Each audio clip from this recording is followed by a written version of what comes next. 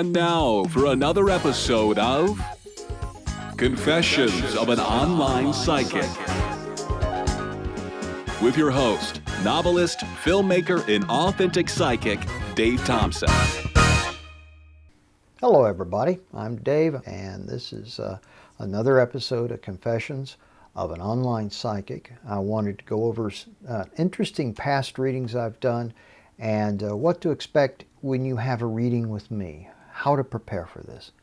Now, when I was working for a website, not Miss Cleo, not the Psychic Friends Network, after a while I started getting some regular clients. These were people who would seem to wait until I was online and available, and then they would drop in. And this was done via chat room type style, where they would type at me, I would type back at them. I had a few which would, when we got to where they could do a phone call in, then it was easier for me.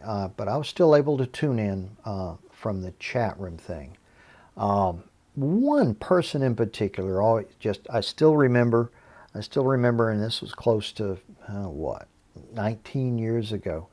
And as a lady who was always really concerned about another gentleman that she worked with. You know, she would ask me, well, does he like me? And I would reach out, and not having the guy's name, I just a wild ass guess. And I would go, I really can't say. I need the guy's name. She would give me his name.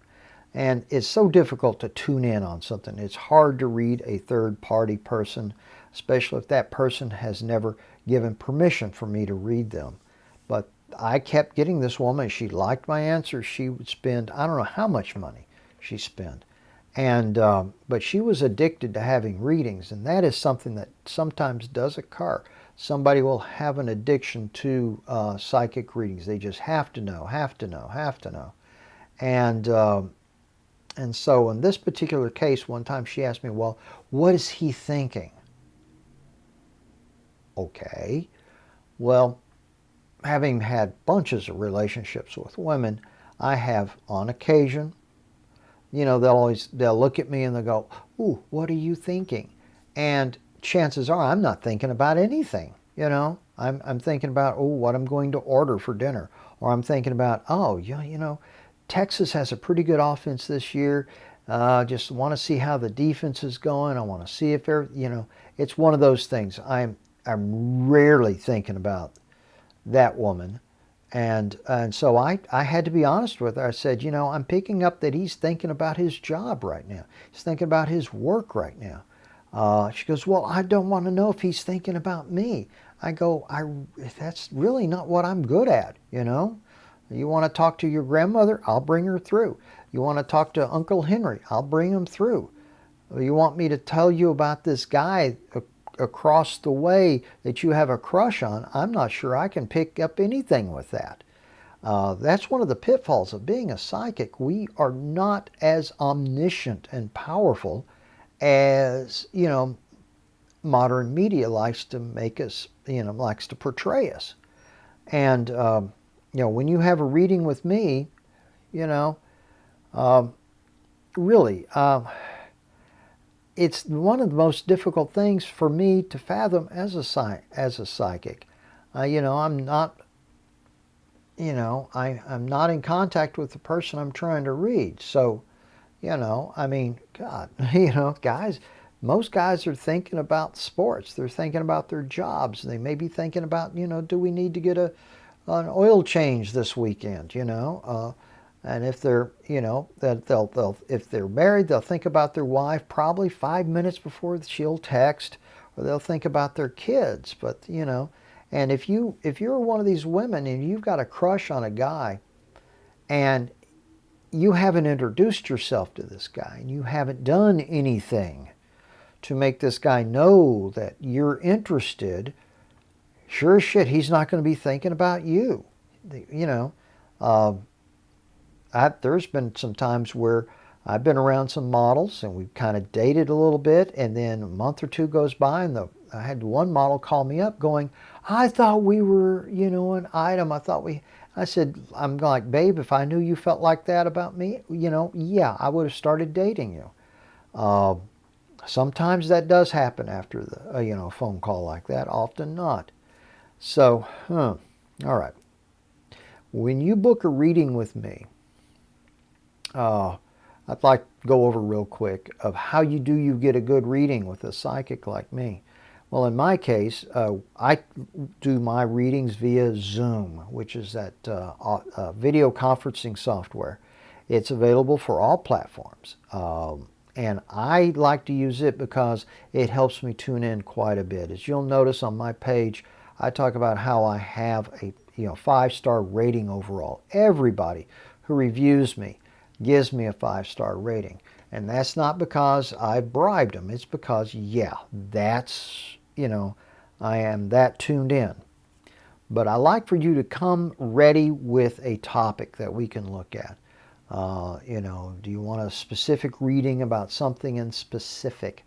And that is because general readings, for me anyway, I start pulling just weird stuff. And I will pass that along to you, but and it's just weird stuff coming in. I like to become very specific. Is there somebody you wish to contact who's on the other side? Is there a specific incident you want me to look at? Is there something you wanting to have happen, and we have to look at it from the point of view of creating a ritual which will allow this to happen? As I've said before, I have this, what I do is I will look for that event occurring. In whatever timeline exists in the future, then I will roll back to see how close you are to that event.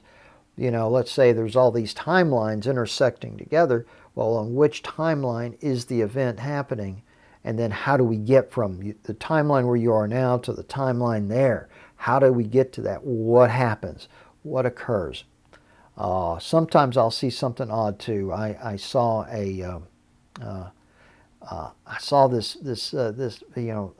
dozens of little tornadoes in the air, and I had no idea what it was talking about. And then the person I'm reading tells me, oh, they're just finished watching this movie, which had that scene in it. So, that was affecting the reading. That was affecting what I was getting. So when you have a reading with me, I really would like it if you were to sit down for about 5 or 10 minutes and just go into a place of no thought. Just cleanse your mind. I do that myself. I will set up readings with the Zoom software, usually a day ahead of time, and then I get that information to you so you have time to install the app and make sure it's working.